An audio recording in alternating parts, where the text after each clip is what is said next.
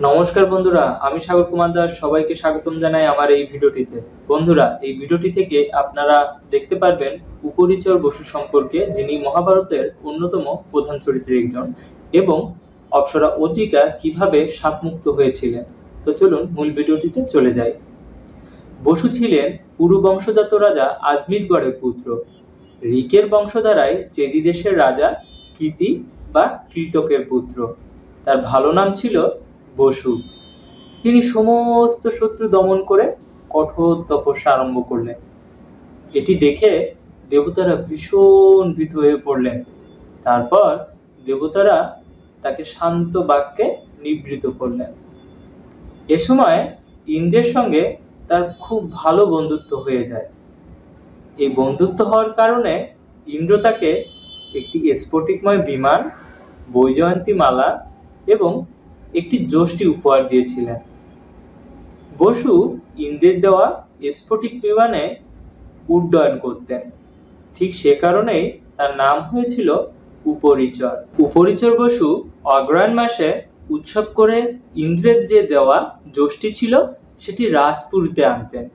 এরপর ইন্দ্রের পূজা করতেন। এর পরের দিন ইন্দ্রের ধ্বজ উত্তোলন করতেন। সেই থেকে মূলত ইন্দ্রের পূজা প্রচলিত হয়েছিল। উপরিচর বসুর রাজধানীর চেদির কাছে শক্তিমতী নামে একটি নদী ছিল। তবে কোলাহল নামে এক সচেতন পর্বত কামোদ্দ হয়ে শক্তিমতীকে আক্রমণ করে। উপরিচর বসু পর্বতের এই অন্যায় ব্যবহার দেখে খুবই ক্রুদ্ধ হলেন। তারপর উপরিচর বসু তার পদাঘাতে সেই পর্বতটিকে বিদীর্ণ করলেন। শক্তিমতী সেই বিদীর্ণ পথ দিয়ে বহির্গত হলেন। কোলাহল পর্বতের সঙ্গমে নদীর পর্বে এক পুত্র ও এক কন্যা সন্তান জন্মগ্রহণ করে। শক্তিমতী সেই পুত্র এবং কন্যাকে বসুরাজের হস্তে অর্পণ করেন। উপরিচর বসু ওই পুত্র সন্তানটি বড় হলে সেনাপতি এবং কন্যা সন্তানটিকে মহিষী করে গড়ে তোলেন। সেই কন্যা সন্তানটির নাম ছিল গিরিকা। তবে গিরিকা বড় হলে উপরিচর বসু তাকে বিবাহ করেন। তবে যেদিন বিবাহ হয়েছিল সেদিনই উপরিচর বসুর পিতার আদেশে মৃগ করতে বাহির হতে উদ্যত হলে তখন তার স্ত্রী গিরিকা তাকে বললেন, তোমার যদি কিছু হয় তাহলে আমি কাকে নিয়ে বাঁচব? কারণ আমার তো এখনো কোনো সন্তান আদি হয়নি। তখন উপরিচর বসু বলল, তুমি এটা নিয়ে চিন্তা করো না। 16 বছর পরে যথাযথ সময় উপস্থিত হলে আমার বীর্য তোমার কাছে পাঠিয়ে দেব। ঠিক 16 বছর পর উপরিচর বসু তার স্ত্রী গিরিকার কথা স্মরণ করে তার হস্তলিত বীর্য একটি বট পাতায় রাখেন। এরপর একটি সেন পাখিকে তিনি আহ্বান করলেন। তারপর সেন পাখিটিকে বললেন তার বীর্যটিকে তার স্ত্রীর কাছে পৌঁছে দেওয়ার জন্য। তখন এই আদেশ শুনে সেন পাখিটি রওনা করলেন। কিন্তু অন্য একটি সেন পাখি ওই সেন পাখিটিকে আক্রমণ করে বসে। ফলে বট পাতায় সংরক্ষিত বীর্য যমুনার জলে পড়ে যায়। তবে ওই সময় ব্রাহ্মণের অভিশাপপ্রাপ্ত অপ্সরা অদ্রিকা মৎস্যরূপিণী হয়ে যমুনার নদীতে বসবাস করছিলেন। বটপাতায় সংরক্ষিত বীর্য যমুনার জলে পড়ায় সে মৎস্যরূপিণী অপ্সরা অদ্রিকা বীর্যটি খেয়ে ফেলেন। ফলে তিনি গর্ভবতী হন এবং 10 মাস পর ধীবরের জালে তিনি ধৃত হন। মৎস্যের উদরে এক পুত্র ও এক কন্যা সন্তান ধীবর পেলেন। এটি পেয়ে তিনি উপরিচর বসু কাছে আসেন। তখন উপরিচর বসু পুত্র সন্তানটিকে গ্রহণ করেন এবং কন্যাকে ধীবরের হস্তে দান করেন।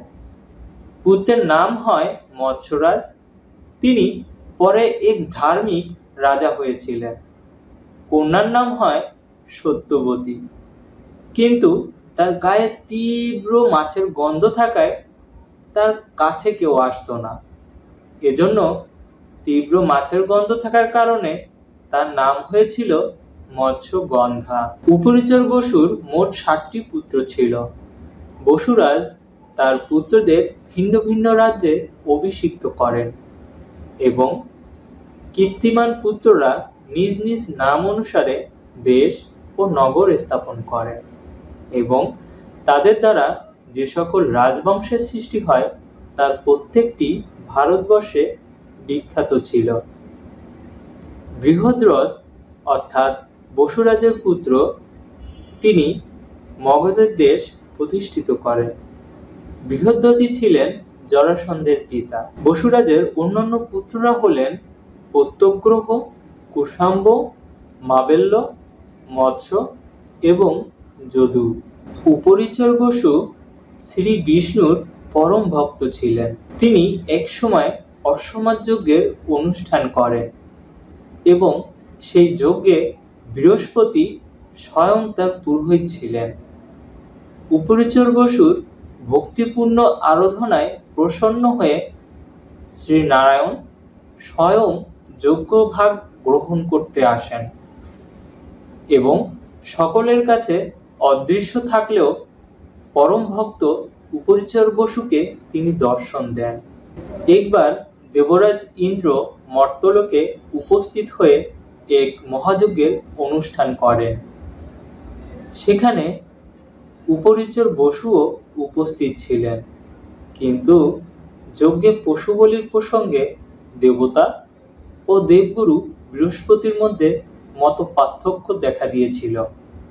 দেবতারা পশু বলির পক্ষে, অন্যদিকে বৃহস্পতি এবং অন্যান্য যে পুরোহিতরা ছিলেন তারা তার বিপক্ষে তর্ক করতে লাগলেন।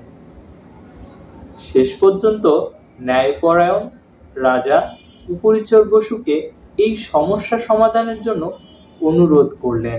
রাজা উপরিচর বসু দেবগণের পক্ষে মত প্রকাশ করলেন। উপরিচর বসু দেবতাদের পক্ষ নেওয়াতে ব্রাহ্মণরা খুব ক্রুদ্ধ হলেন। তখন তাকে একটি অভিশাপ দিলেন, তা হলো, তুমি যখন দেবতাদের পক্ষ নিয়ে অহিংসপোষক বেদবাক্যের বিরুদ্ধে মত প্রকাশ করলে, এখন থেকে তুমি আকাশমার্গে ভ্রমণ করার কোনো অধিকার পাবে না। তুমি এখন থেকে পাতালে বসবাস করবে। রাজা উপরিচর বসু এই অভিশাপের ফলে পাতালবাসী হয়ে গেলেন, কিন্তু পাতালে বসেই তিনি চিরন্তন ভগবান বিষ্ণুর আরাধনা করতে লাগলেন। তার তপস্যায় প্রসন্ন হয়ে ভগবান নারায়ণ গরুড়কে বললেন, তুমি এখনই গিয়ে আমার ভক্ত ওই উপরিচর বসুকে পুনরায় আমার কাছে নিয়ে আসো। ভগবান নারায়ণের আদেশের পর গরুড় সেই কার্য সম্পূর্ণ করলে রাজা উপরিচর বসু শাপমুক্ত হলেন এবং সশরীরে ব্রহ্মলোক প্রাপ্ত হলেন। মৎস্য পুরাণেও যজ্ঞে পশু বলি অচৌদ্য বিষয়ক এই কাহিনীর উল্লেখ আছে। সেখানে রাজা উপরিচর বসুকে খচর বসু বলে উল্লেখ করা হয়েছে।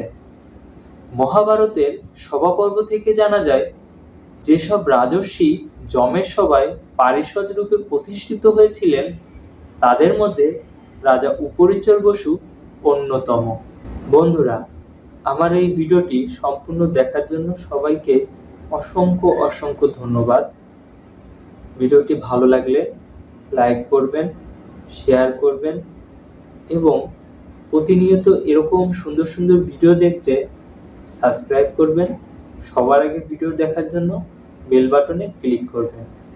সবাইকে অসংখ্য ধন্যবাদ ভিডিওটি দেখার জন্য এবং নমস্কার।